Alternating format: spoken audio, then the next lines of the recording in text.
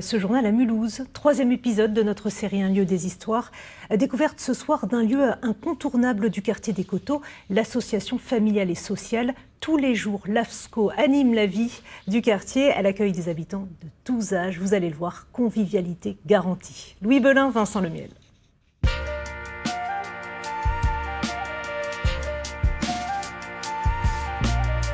Troisième épisode de notre série Un lieu des histoires aux Coteaux à Mulhouse. On est ici dans les locaux d'une association importante, l'AFSCO. Et pour découvrir comment elle crée du lien entre les habitants, ça se passe à l'étage. Des œufs, du sucre, du beurre C'est juste une petite pensée. et beaucoup de bonne humeur, c'est la recette de l'AFSCO. Dans cette cuisine pédagogique complètement aménagée, une dizaine d'habitantes des Coteaux préparent une tarte au citron meringuée. Certaines n'en ont jamais fait, toutes se sont rencontrées ici. Carmen a découvert l'association il y a 5 ans.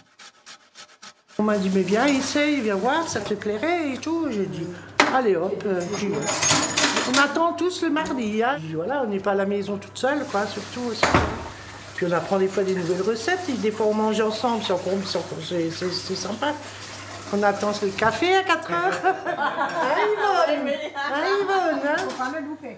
On ne loupe pas le café.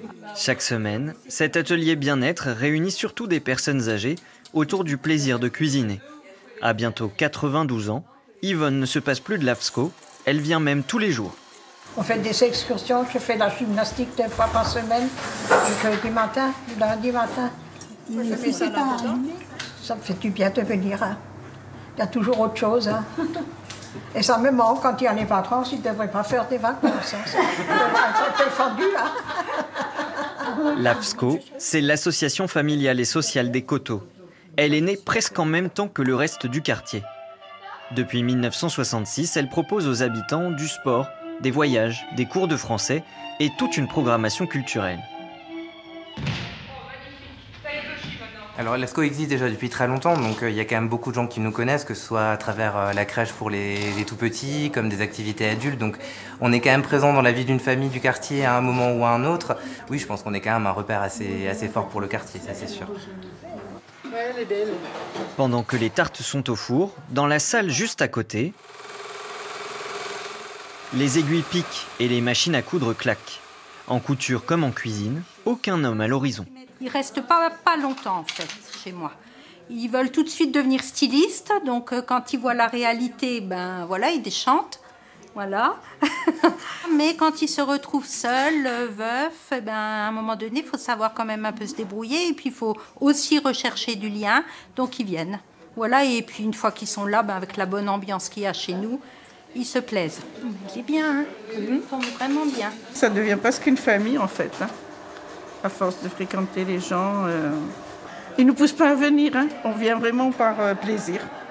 Le plaisir d'être ensemble. Ça sent bon. Cette grande famille des Coteaux, Michel en fait partie depuis une vingtaine d'années, après avoir vécu à Metz et Lyon. Il faut qu'on déménage parce que j'habite au plein ciel. Et là, ça va être démoli. Et bon, je n'ai pas le droit d'en parler parce que ça me fait mal, quoi. On a fait de la connaissance, on est entre amis, on est... Même dans le bâtiment, c'est quelque chose que je ne vais pas retrouver de sitôt. Et elle le promet, même si Michel doit changer de quartier, elle reviendra à l'AFSCO. Ah, elle est excellente. Un peu chaude encore, mais très bonne. Pour les amis et pour la rigolade. Il faut toujours me donner à manger si vous voulez la faire. Vous avez des sorties un petit peu prévues là avec le retour du beau temps? Voilà, on espère que cette tarte au citron vous aura mis en appétit. Demain, on vous fait découvrir dans un lieu des histoires pour le dernier épisode, un jardin partagé par les habitants.